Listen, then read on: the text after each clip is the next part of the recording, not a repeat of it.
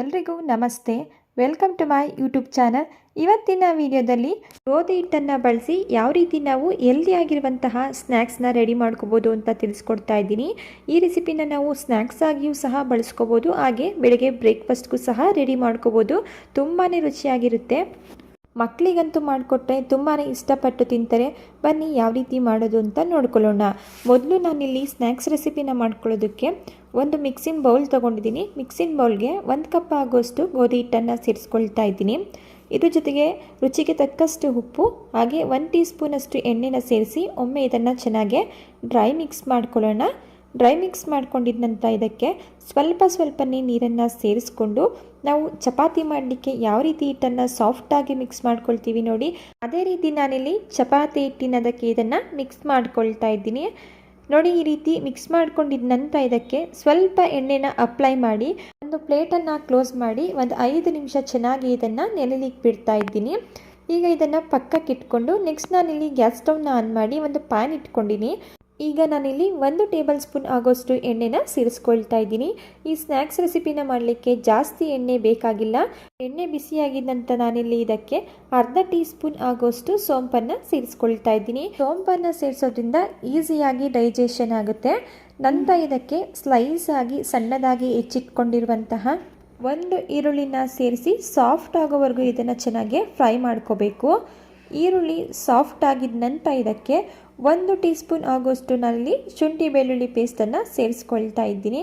ಶುಂಠಿ ಬೆಳ್ಳುಳ್ಳಿ ಪೇಸ್ಟ್ ಬದಲಾಗಿ ನೀವಿಲ್ಲಿ ಬೆಳ್ಳುಳ್ಳಿ ಹಾಗೂ ಸ್ವಲ್ಪ ಶುಂಠಿನ ಸಣ್ಣದಾಗಿ ಹೆಚ್ಚಿಯೂ ಸಹ ಸೇರಿಸ್ಕೋಬೋದು.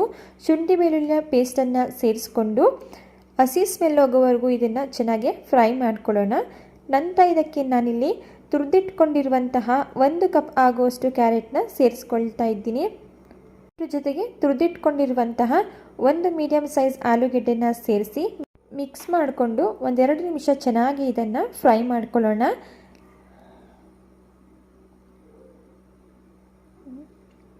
ನಂತರ ಇದಕ್ಕೆ ರುಚಿಗೆ ತಕ್ಕಷ್ಟು ಉಪ್ಪು, ಅರ್ಧ ಟೀ ಸ್ಪೂನ್ ಆಗೋಷ್ಟು ಧನಿಯಾ ಪೌಡರ್, ಅರ್ಧ ಟೀ ಸ್ಪೂನ್ ಆಗೋಷ್ಟು ಚಿಲ್ಲಿ ಪೌಡರ್ನ ಸೇರಿಸ್ಕೊಳ್ತಾ ಇದ್ದೀನಿ. ನೀವು ನಿಮ್ಮ ಖಾರಕ್ಕೆ ಅನುಗುಣವಾಗಿ ನೋಡಿಕೊಂಡು ಚಿಲ್ಲಿ ಪೌಡರ್ನ ಸೇರಿಸ್ಕೊಳ್ಳಿ.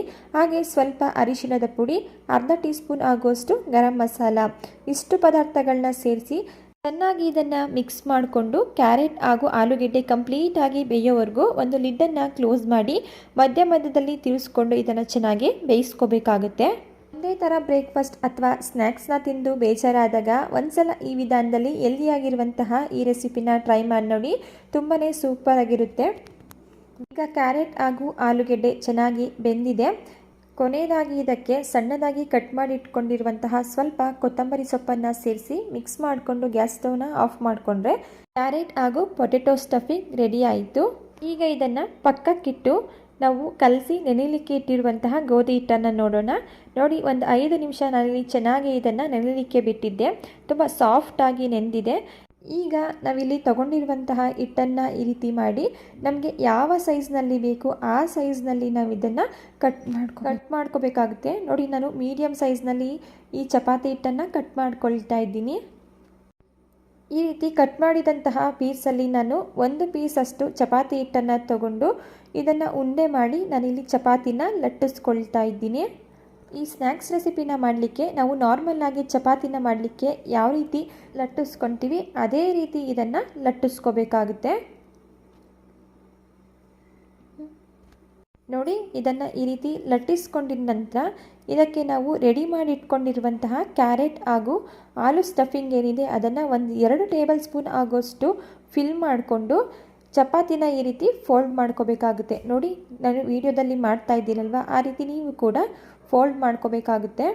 ಈ ರೀತಿ ಇದನ್ನು ಫೋಲ್ಡ್ ಮಾಡಿಕೊಂಡು ಇದರಲ್ಲಿರುವಂತಹ ಎಕ್ಸ್ಟ್ರಾ ಹಿಟ್ಟನ್ನು ರಿಮೂವ್ ಮಾಡ್ಕೊಳ್ತಾ ಇದ್ದೀನಿ.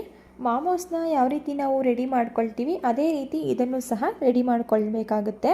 ಈಗ ಇದನ್ನು ಸ್ವಲ್ಪ ರೌಂಡ್ ಶೇಪಲ್ಲಿ ಮಾಡಿಕೊಂಡ್ರೆ ಇದು ರೆಡಿ ಆಯಿತು. ಫೈನಲಿ ನಾನಿಲ್ಲಿ ಎಲ್ಲ ಚಪಾತಿ ಹಿಟ್ಟನ್ನು ಲಟ್ಟಿಸಿ ಇದೇ ರೀತಿ ಸ್ಟಫಿಂಗ್ನ ಫಿಲ್ ಮಾಡಿ ಒಂದು ಪ್ಲೇಟ್ಗೆ ತೆಗೆದಿಟ್ಕೊಂಡಿದ್ದೀನಿ. ನೀವಿಲ್ಲಿ ನೋಡ್ತಾ ಇರ್ಬೋದು. ನೋಡಿ, 1 ಕಪ್ ಗೋಧಿ ಹಿಟ್ಟಿಗೆ 4 ಪೀಸ್ನಷ್ಟು ಈ ಸ್ನ್ಯಾಕ್ಸ್ ರೆಸಿಪಿ ಸಿಕ್ಕಿದೆ. ನೆಕ್ಸ್ಟ್ ನಾನಿಲ್ಲಿ ಒಂದು ಇಡ್ಲಿ ಪ್ಲೇಟ್ನ ತಗೊಂಡಿದ್ದೀನಿ. ಇದಕ್ಕೆ ನಾನಿಲ್ಲಿ ಸ್ವಲ್ಪ ಎಣ್ಣೆನ ಸೇರಿಸ್ಕೊಳ್ತಾ ಇದ್ದೀನಿ. ಎಣ್ಣೆನ ಸೇರಿಸಿದ ನಂತರ ಕೈಯಿಂದನೇ ಇದನ್ನು ಚೆನ್ನಾಗಿ ಅಪ್ಲೈ ಮಾಡ್ಕೊಳ್ತಾ ಇದ್ದೀನಿ. ಈಗ ಇಡ್ಲಿ ಪ್ಲೇಟ್ಗೆ ನಾವು ರೆಡಿ ಮಾಡಿಟ್ಕೊಂಡಿರುವಂತಹ ಈ ಸ್ನ್ಯಾಕ್ಸ್ ರೆಸಿಪಿನ ಈ ರೀತಿ ಸೇರಿಸ್ಕೊಳ್ತಾ ಇದ್ದೀನಿ. ಗೋಧಿ ಹಿಟ್ಟಿನಿಂದ ಮಾಡಿರುವಂತಹ ಹೆಲ್ದಿ ಆಗಿರುವಂತಹ ವೆಜ್ ಮಾಮೋಸ್ ಅಂತಲೇ ಹೇಳ್ಬೋದು. ಈ ರೀತಿ ಇಡ್ಲಿ ಪ್ಲೇಟ್ನಲ್ಲಿ ಸೇರಿಸಿದ ನಂತರ ನಾನು ಇಡ್ಲಿ ಪಾತ್ರೆಯಲ್ಲಿ ನಾನು ನೀರನ್ನ ಬಿಸಿಯಾಗಲಿಕ್ಕೆ ಇಟ್ಟಿದ್ದೆ. ನೀರು ಸಹ ಈಗ ಬಿಸಿಯಾಗಿದೆ.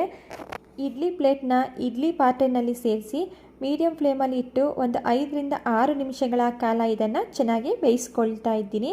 ಈಗ 5-6 ನಿಮಿಷ ಆಗಿದೆ. ನೀವಿಲ್ಲಿ ನೋಡ್ತಾ ಇರ್ಬೋದು ಸ್ನ್ಯಾಕ್ಸ್ ರೆಸಿಪಿ ಬೆಂದು ಎಷ್ಟು ದಪ್ಪದಾಗಿ ಉಬ್ಬಿದೆ ಅಂತ ಹೇಳಿ. ಈಗ ಇದನ್ನು ಇಡ್ಲಿ ಪಾತ್ರೆಯಿಂದ ಕೆಳಗಿಳಿಸ್ಕೊಂಡು ಇದನ್ನು ಕಂಪ್ಲೀಟಾಗಿ ತಣ್ಣಗಾಗಲಿಕ್ಕೆ ಬಿಡೋಣ. ಈಗ ಇದು ಕಂಪ್ಲೀಟಾಗಿ ತಣ್ಣಗಾಗಿದೆ. ಈಗ ಇದನ್ನು ಸೆಮಿ ಫ್ರೈ ಮಾಡ್ಕೊಳ್ಳೋಣ. ಸೆಮಿ ಫ್ರೈ ಮಾಡ್ಕೊಳ್ಳೋದಕ್ಕೆ ಗ್ಯಾಸ್ ಸ್ಟವ್ನ ಆನ್ ಮಾಡಿ ಒಂದು ಪ್ಯಾನ್ ಇಟ್ಕೊಂಡಿದ್ದೀನಿ. ಪ್ಯಾನ್ಗೆ ನಾನಿಲ್ಲಿ 2 ಟೇಬಲ್ ಸ್ಪೂನ್ ಆಗೋಷ್ಟು ಎಣ್ಣೆನ ಸೇರಿಸಿ ಎಣ್ಣೆ ಲೈಟಾಗಿ ಬಿಸಿಯಾಗಿದ ನಂತರ ನಾವಿಲ್ಲಿ ಇಡ್ಲಿ ಪಾತ್ರೆಯಲ್ಲಿ ಬೇಯಿಸಿಟ್ಕೊಂಡಿರುವಂತಹ ಸ್ನ್ಯಾಕ್ಸ್ ರೆಸಿಪಿನ ಇದಕ್ಕೆ ಸೇರಿಸ್ಕೊಳ್ತಾ ಇದ್ದೀನಿ.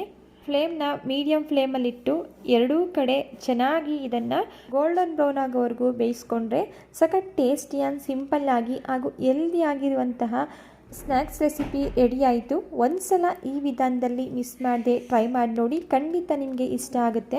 ಈಗ ಹೆಲ್ದಿ ಆ್ಯಂಡ್ ಸಿಂಪಲ್ ಆಗಿರುವಂತಹ ಸ್ನ್ಯಾಕ್ಸ್ ರೆಸಿಪಿ ರೆಡಿಯಾಗಿದೆ. ರೆಡಿಯಾಗಿರುವಂತಹ ಸ್ನ್ಯಾಕ್ಸ್ ರೆಸಿಪಿನ ನಾನಿಲ್ಲಿ ಒಂದು ಪ್ಲೇಟ್ಗೆ ಸರ್ವ್ ಮಾಡ್ಕೊಳ್ತಾ ಇದ್ದೀನಿ. ಟೇಸ್ಟಲ್ಲಿ ಯಾವುದೇ ರೀತಿಯ ಕಾಂಪ್ರಮೈಸ್ ಇರೋದಿಲ್ಲ, ಅಷ್ಟು ಸೂಪರಾಗಿರುತ್ತೆ. ಮಿಸ್ ಮಾಡದೆ ಒಂದು ಸಲ ಈ ರೆಸಿಪಿನ ಟ್ರೈ ಮಾಡಿ ನೋಡಿ. ಮೇಲೆ ಕ್ರಿಸ್ಪಿಯಾಗಿ ಒಳಗಡೆ ಸಾಫ್ಟಾಗಿ ವೆಜ್ ಮಾಮೋಸ್ ಥರನೇ ಇರುತ್ತೆ. ಒಂದು ಸಲ ಈ ವಿಧಾನದಲ್ಲಿ ಟ್ರೈ ಮಾಡಿ ನೋಡಿ. ಇವತ್ತಿನ ರೆಸಿಪಿ ನಿಮ್ಗೆ ಇಷ್ಟ ಆಗಿದ್ದರೆ ದಯವಿಟ್ಟು ಚಾನಲ್ನ ಸಬ್ಸ್ಕ್ರೈಬ್ ಮಾಡಿಕೊಂಡು ಚಾನಲ್ಗೆ ಸಪೋರ್ಟ್ ಮಾಡಿ. Thank you for watching.